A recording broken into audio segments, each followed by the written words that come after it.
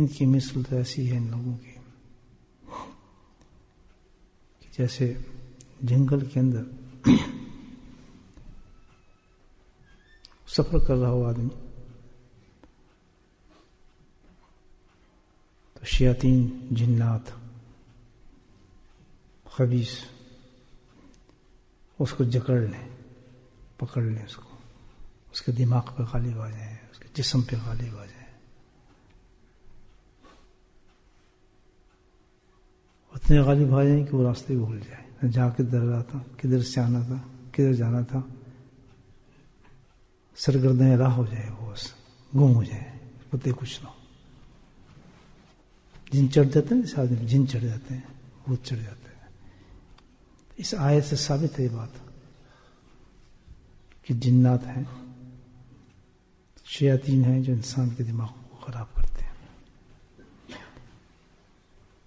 تو فرمایا کہ یہ جو راہ بھٹکے ہوئے لوگ ہیں، اپنی منزل مقصود کو بھول چکے ہیں، اسی دنیا میں مست کرتے، بس یہ دنیا سب کچھ ہے، ان کا سمجھے کوئی بات نہیں آتی، بلکہ وہ کوئی ان کو سمجھائے تو اس کو بیوقوف سمجھتے ہیں۔ وہ آدمی سے ہی ہو گیا بیچارے ایک، اس میں سے اس کو عقل آ گئی، اس راستے کو، نعمت کو اس نے جو اللہ نے اس کو دی، ہر ایک کو دیتا ہے، اس نے اس کی قدر کی، اس کی منزل جو پہ تبدیل ہونا شروع ہو گئی اللہ کے فضل سے۔ اللہ نے اس پہ جو انعام دیا تھا، اس انعام کی اس نے قدر کی، شکر کیا، تو تبدیل ہونا شروع ہو گیا۔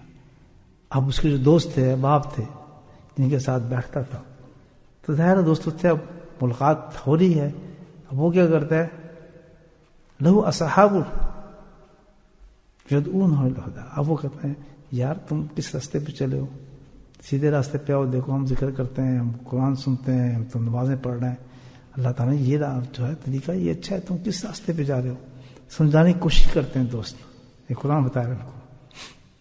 دوست تو ہوتے ہیں نا پہلے جو ساتھ بیٹھتے تھے، گپ شپ مارتے تھے،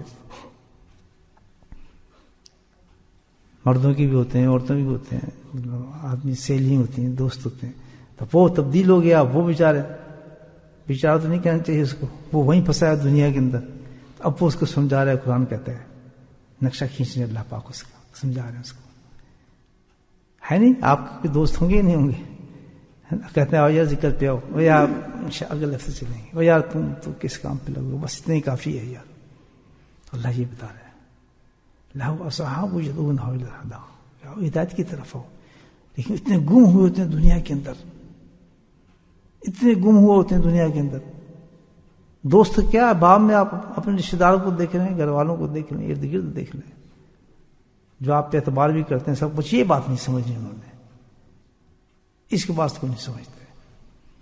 قرآن پڑھنے بیٹھتا ہوں، قرآن میں مزہ نہیں آتا، نماز کی کوشش کرتا ہوں، نماز تو میں نہیں جاتا، جتنی کیفیت ہوتی ہے انسان کی، میں نے بڑی کوشش کی میں نماز پڑھوں، اب کھینچ رہے ہیں اس کو، لیکن کیا ہے، یقیناً شیاطین کے قبضے ہیں اس پر، اس نے گندے کام کر کر کے، بدماشی کر کر کے، غلط لوگوں میں بیٹھ بیٹھ کے، راتوں کو جناب ایسی ایسی حرکتیں کر کے، جو ساری اللہ نے منع کی ہیں، ساری راتوں پر اس میں جاگنا، ایسی ایسی چیزیں دیکھنی، ایسی جگہ جانا، بس اپنے آپ کو بڑا ماڈرن سمجھنا، ہم تو بڑے یہ ہیں، ہم تو بڑے وہ ہیں، ان کو کوئی سمجھائے تو کہتا تم کون ہوتے ہو، متکبر غرور، ہم صحیح ہیں، دیکھیں بڑے ایسے ہم نے، یہ کرنے والے بھی ہم نے بڑے دیکھے ہیں جی، داڑھی والے بھی بڑے دیکھے ہیں، ہم نے فلاں والے بھی بڑے دیکھے ہیں۔ یہ بالکل پریکٹیکل آپ کی زندگی کی لائف ہے، آپ دیکھ لیں۔ لیکن اب آپ سوچیں کہ کتنا اللہ کا کرم ہو گیا ہمارے پہ، کہ کتنی بڑے دیر سے اللہ نے نکال لیا، روٹی اب بھی مل رہی ہے، روٹی اب بھی مل رہی ہے، کھانا پینا اب بھی مل رہا ہے اللہ کے فضل سے، جو کچھ تھا وہ اب بھی ہے۔ لیکن اس وقت کیا تھا، نہیں ہے سب کچھ، یار دنیا میں سب کچھ ہوں گے، فلاں کچھ ہے۔ تو پھر اللہ تعالیٰ کہتا ہے کہ کتنا بڑا احسان ہے کہ اللہ تعالیٰ اتنی چیزوں سے نکال کے اللہ تعالیٰ انسان کو اتنی فضل پہ رہتے، شکر نہ بندہ کرے اللہ تعالیٰ کا، اس پر کبھی ایسے سوچنا چاہیے قرآن پڑھتے ہیں کہ کتنا کہ ہم کوئی ایسی تھے، وہی تھے جن پہ جنات سوار ہوتے ہیں، دل ہی نہیں کرتا نماز کو، قرآن کو دل نہیں کرتا جی، سنت تو بہت بڑی چیز ہے جی، رمضان میں دل نہیں کرتا، رمضان میں اگر روزہ رکھ لیا تو روزہ بڑھانے کے بہت سارے حرام رستے ہیں، انہی رستوں سے روزہ بڑھایا جا رہا ہے، ادھر وہ بھی ہو رہا ہے، منہ میں کھجوری جا رہی ہے، وہ بدماشی بھی ہو رہی ہے سامنے، ادھر تراویح پڑھی جا رہی ہیں، لیکن ادھر کام ہو رہا ہے اپنا، وہ بھی چل رہا ہے، گھر کے اندر سب کچھ صاف چل رہا ہے۔ اب یہاں ایک چیز ثابت ہو گئی کہ جب کسی انسان میں یہ کیفیت پیدا ہو یا دل نہیں کر رہا نماز کو، یا مسجد میں جانے کو دل نہیں کر رہا، یا فلاں، تو فوراً سمجھ جاؤ کہ اللہ کی رحمت اتر رہی ہے. دل کرنے ورنے کے چکر میں نہ واقعی نہیں کرے، کیونکہ جن ہے تیرے اندر، تو جنات نے گھیرا، ثابت ہے قرآن سے. تو اب اس کا علاج کر، اس کا علاج ایک ہی ہے، وہ کیا ہے؟ کسی نیک انسان کی صحبت اور ذکر اللہ پکا کر لے. دل کرے نہ کرے، دل مانے نہ مانے. ابھی میں آپ کو پریکٹیکل لائف بتا رہا ہوں. جس میں نے حضرت غلام نولہ قدو کا دامن تھاما، تو مجھے پتا ہے کہ جناتوں نے، شیطانوں نے مجھے کیسے تنگ کیا، کتنا تنگ کیا. میں آپ کو بالکل، اللہ نے آپ کو ایک ایسا آدمی دیا ہے کہ جو بالکل پریکٹیکل لفظ ورز آپ کو بتا رہا ہے. بعض دفعہ تو یہ کیفیت ہوتی ہے کہ حضرت ہی کے مجلس میں، یعنی کتنا تصرف ہوگا جنات کا. شیطان قرآن بتا رہا ہے، الشیاطین جو ہے ان کے جو کیا ہے، ان کے قلوب دماغوں میں چھا جاتے ہیں، جیسے آدمی پاگل پھر رہے. تو اتنا تصرف کے باوجود میرے دماغ پہ، میرے جسم پہ ان کے اثرات اتنے تھے کہ زندگی شیطانی والی گزری تھی. نہ کوئی نماز پڑھنی، نہ اللہ کی بات کرنی، نہ کوئی ایسی کرنی، بس مست ہے اپنی دنیا. بس یہ ہم یہاں تو بس بالکل ٹھیک ہے، الٹی سی دینی بحثیں کرنی کہ ہم صحیح ہیں. بڑے بڑے اچھے نیک انسان بحث کرنے بیٹھ جاتے تھے. نہیں جی آپ کیا قرآن اٹھائے پھرتے ہیں، یہ نہیں فلاں. یہ ایک طبقہ ہے، آپ دیکھ لیجیے گا، ہے جس کو کہتے ہیں کہ بڑے پڑھے لکھے لوگ ہیں، اسی میں تھے نا بے بیوقوف سب سے بڑے، جنہوں نے زندگی میں علم حاصل کیا، قرآن پڑھا، حدیثیں پڑھے، ان سے کھڑے مقابلہ کر رہے ہوتے ہیں. نہیں جی کہاں سے قرآن لکھا ہے، ہم نہیں جانتے. وہ ترجمے پڑھ گئے نا انگلش کے. سرکل اسٹڈی جو آج کل بہت ایجاد ہوگی نا، مردوں کی بھی عورتوں کی بھی. آتے جاتے کچھ نہیں، بس سرکل اسٹڈی ہو رہی ہے، بس اس میں حدیثیں پڑھ رہے ہیں. بس یہ ہے بڑے بڑے علماء کرام، بڑے بڑے جو محدثین پہ، ان پہ اعتراضات ہو رہا ہے انٹرنیٹ دیکھ دیکھ کے. ہم بھی عالم ہیں. عالم تو وہی عالم ہے جس نے زندگی گزاری ہے. 8-10 سال لگے ہیں زندگی میں، اس نے اپنی زندگی کا بہترین قیمتی وقت گزارا ہے. تو کہاں سے عالم بن گیا؟ عربی بولنے لگا یا کسی جگہ سے تو نے کوئی چیز سیکھ لی، وہ نور تو نہیں آ سکتا آدمی میں. دو ہی راستے ہیں علم کے، یا تو کسی اللہ والے کی صحبت ہو یا دارالعلوم ہو. اللہ تعالیٰ کے حکم کے موتی ہو جانا لرب العالمین، اللہ سبحانہ تعالیٰ کے احکامات جو حکم دے رہا ہے اس کا کمپلیٹ موتی ہو جانا، مان جانے والا، یہ راستہ ہے صرف ایک اللہ. فنش. بس ایک دم سمجھتے ہیں کون سا ہے کہ اللہ سبحانہ تعالیٰ جو حکم دے رہا ہے، جس مقام پہ جہاں جیسا حکم آ رہا ہے، آپ دکان پہ کھڑے ہیں، دکان پہ اللہ تعالیٰ کا جو حکم آ رہا ہے اس کو تسلیم کر لینا. آپ بازار میں جا رہے ہیں، بازار میں حکم آ رہا ہے آپ پر، تسلیم کر لینا.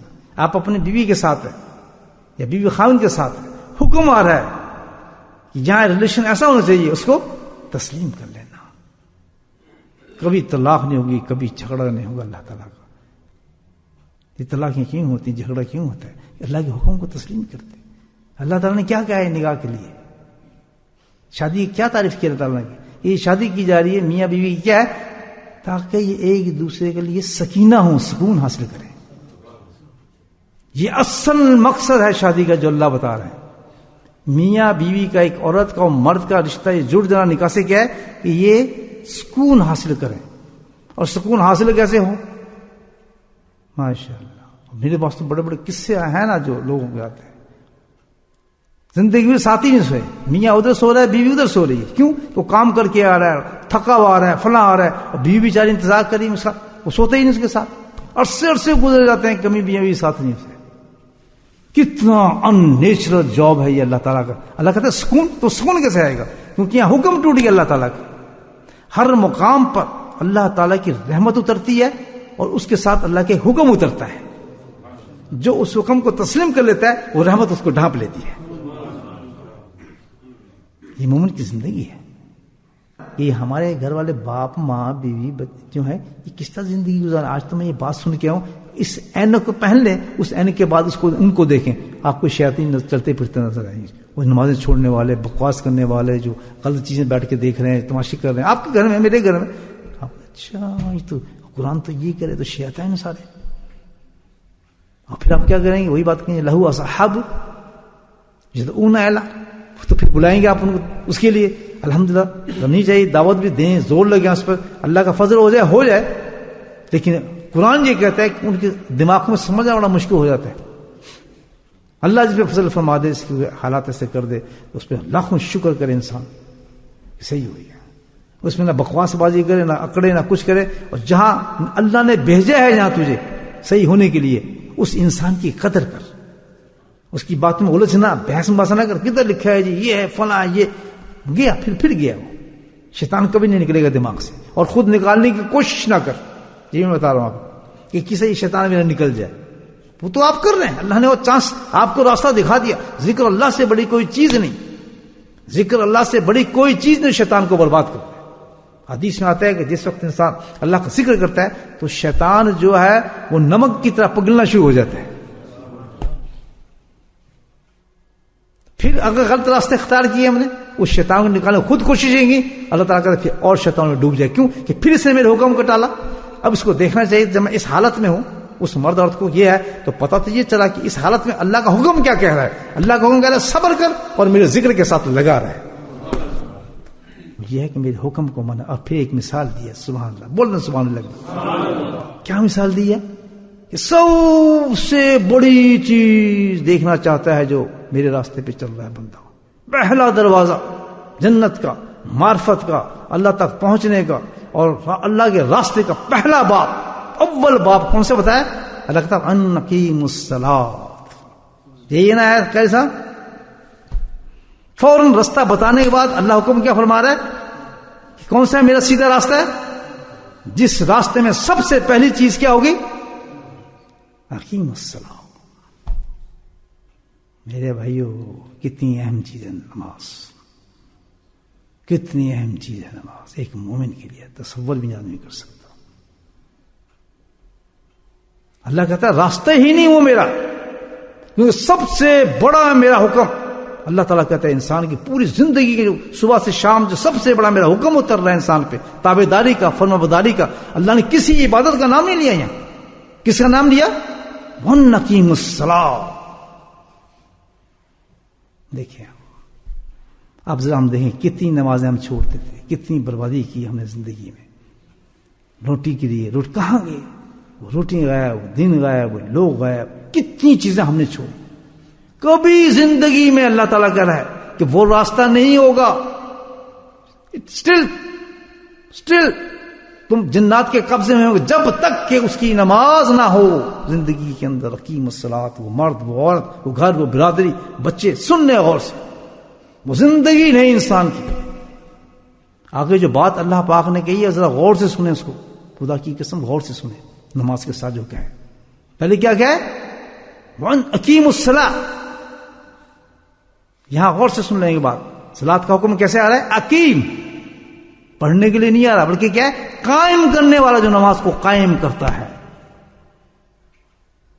صرف پڑھنا نہیں ہے بلکہ کیا ہے؟ جو نماز کو قائم کرتا ہے۔ اقیم الصلاۃ، اللہ تعالیٰ کہتا ہے کیسے قائم ہوتی ہے نماز؟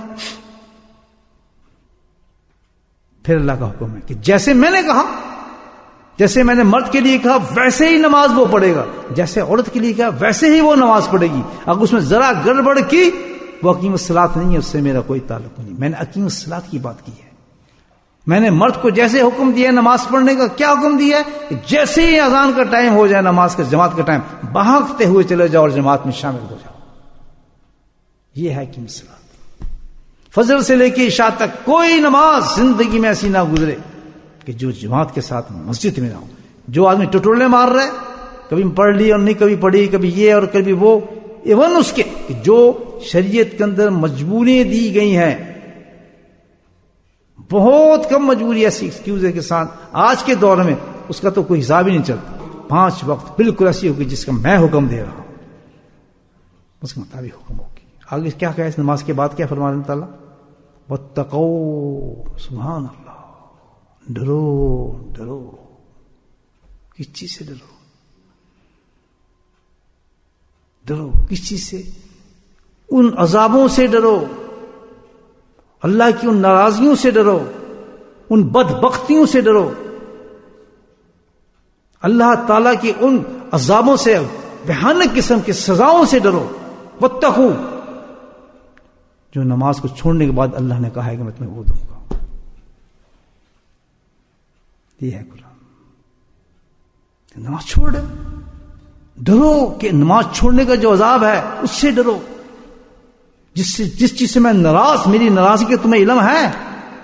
یہ جو میں نے قرآن کے اندر جو قوموں کے بیڑے غرق ہو گئے، جن کو تباہ کر دیا میں نے، وہ صرف یہ اس امت کے ساتھ میں نے کہا ہے کہ اس وقت ظاہر نہیں کروں گا، ہے وہ اسی وقت اسی عذاب میں ظاہر نہیں کروں گا، لیکن آخرت میں اس کو وہی عذاب دوں گا۔ اس عذاب سے ڈر، تو نماز چھوڑ رہا ہے، اللہ تعالیٰ کہتا ہے اللہ کو واتقوا، تجھے ڈر نہیں کہ کیا عذاب تجھ پہ آ گیا، کیا بخت بختی تیرے پہ اتر گئی، کتنا دور تو اللہ کی رحمت سے دور ہو گیا، کتنے شیاطین نے تجھے پہ قبضہ کر لیا۔ اب ہم اپنے گھروں پہ نقشہ مارے ذرا، ایسی ہیں ہمارے گھر ہیں کہ جس گھر کے اندر شیاطین ہوں، اللہ کے عذاب ہر لمحے آ رہے ہوں، اللہ کا غضب آ رہا ہو، ان بچوں کی وجہ سے، ان عورتوں کی وجہ سے، انسانوں کی وجہ سے، کیا کام آئے گا ہمارے؟ کیا یا ہمارے حساب کیا ہوگا؟ اللہ کے عذاب کیا ہوں گے؟ اللہ تعالیٰ کہتا ہے کہ سب سے پہلا عذاب میرا یہ ہوگا، سب سے پہلا عذاب یہ ہوگا نماز چھوڑنے کا، کہ جس شغل کی وجہ سے تو نے میری نماز کو ترک کیا۔ سن لیں بات یہ بھی کہ جس کوئی وجہ تو ہوتی ہے نا، یہ نہیں ہوتی، ریزن تو ہے نا نماز چھوڑنے کی، نہیں کیوں عزیزہ این دن بندہ چھڑتا، کہ جس وجہ سے آپ نے نماز کو چھوڑا ہے، اللہ کہتا ہے کہ پھر میں اس کے لیے تمہیں بتا دیتا ہوں کہ جس وجہ سے تو نے میری نماز کو چھوڑا ہے، جس شغل کی وجہ سے تو نے میری نماز کو چھوڑا ہے، میں تجھے بتاتا ہوں کہ وہ کک کا کنڈا بھی نہیں رہے گا، پیرش نہ کر دوں، اس کو برباد نہ کر دوں، تو پھر مجھ سے کہنا اللہ کے نبی نے اعلان کیا اس کو صلی اللہ علیہ وسلم، یہ نہیں اعلان کر رہے ہیں اللہ کے نبی۔ اللہ کے نبی تو بولتے ہی نہیں جب تک اللہ نہ بلوائے۔ یہ آیت پڑھی نا اللہ کے نبی نے، اللہ کے جلال کو دیکھا نا، پیرش کر دوں گا اس جگہ کو، کس کی وجہ سے چھوڑا؟ دکان کی، اس دکان کو تباہ کر دوں گا۔ بیوی کی وجہ سے اس نے بس تھپکا دیا، نہیں آج گھر ہی پڑھ لیتے ہیں، سرتاج چھوڑو، اس بیوی کو، اس شادی کو، ہر اس چیز کو تباہ کر دوں گا جس کے شغل کی وجہ سے تو نے میری نماز کو ترک کیا، یاد رکھنا۔ واتقوا، کیا آپ دیکھیں، ڈرو مجھ سے، کس وجہ سے؟ ان چیزوں سے، جب تم میرے احکامات کو ترک کرتے ہو تو ان پہ جو عذاب میں نے رکھے ان سے ڈرو، تم نہیں جانتے کیا حال ہوگا تمہارا۔ تو کیا چیز ختم ہوتی ہے سب سے پہلے؟ اس چیز کی میں دکان کا چھوڑا، دکان کی برکت ختم ہو جائے گی، لگا لے زور۔ جس چیز کی وجہ سے آپ نے نماز ترک کی، یا اللہ کے اس فعل کو ترک کیا جو آپ کے لیے باعث، جیسے ذکر کی مجالس ہیں ہماری، اب آپ مجلس میں نہیں آ رہے کسی اسی وجہ، کوئی شغل ہے آپ کے پاس، کوئی مجبوری نہیں ہے، ایکسکیوز نہیں ہے، شغل نے روکا ہے کسی آپ نے، جس شغل پہ آپ رکے ہیں زندگی بھر برکت کی ہوئی، اس کو برباد کر دیا آپ نے اس کو۔ صرف ایک صورت میں عقل آ جائے اور توبہ مانگ لے آ جائے، اللہ تعالیٰ پھر صاف کر دیتا ہے۔